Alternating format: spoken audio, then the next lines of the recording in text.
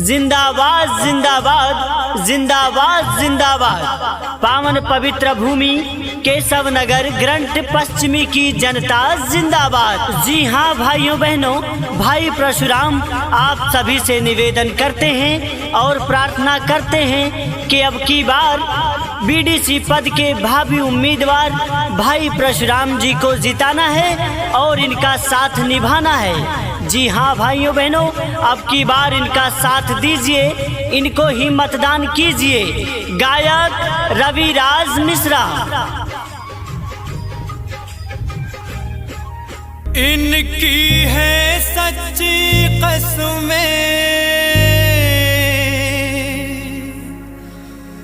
वादे हैं सच्ची बात।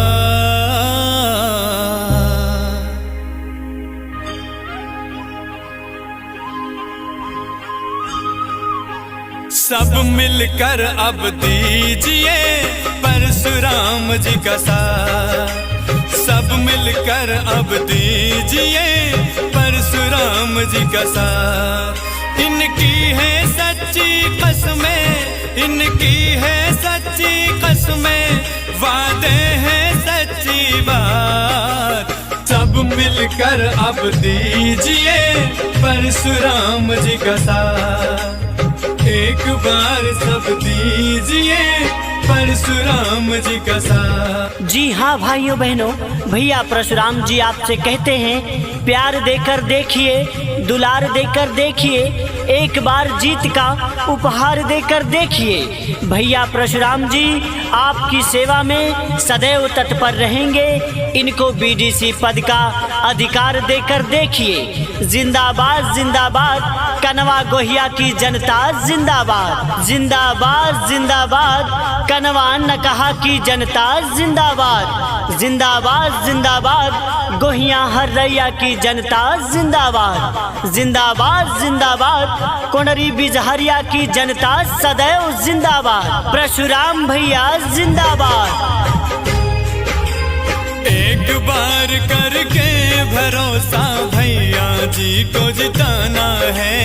एक बार करके भरोसा भैया जी को जिताना है। सच्चे और ईमानदार है, साथ इनका निभाना है। सच्चे और ईमानदार है, साथ इनका निभाना है।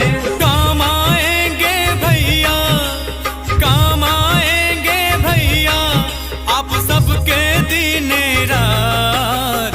सब मिलकर अब दीजिए परशुराम जी का साथ। एक बार सब दीजिए परशुराम जी का साथ। सुनिए सुनिए सुनिए, भैया परशुराम जी का विशेष निवेदन सुनिए।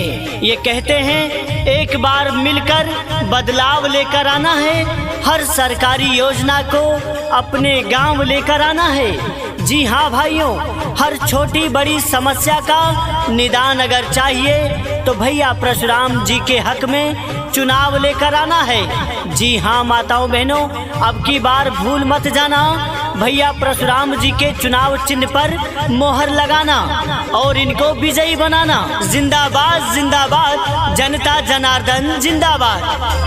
साथ निभाना, हाथ मिलाना, बात बनाना भैया जी। साथ निभाना, हाथ मिलाना, बात बनाना भैया जी। देखो बेटा घर का ही है, जीत दिलाना भैया जी। देखो बेटा घर का ही है, जीत दिलाना भैया जी।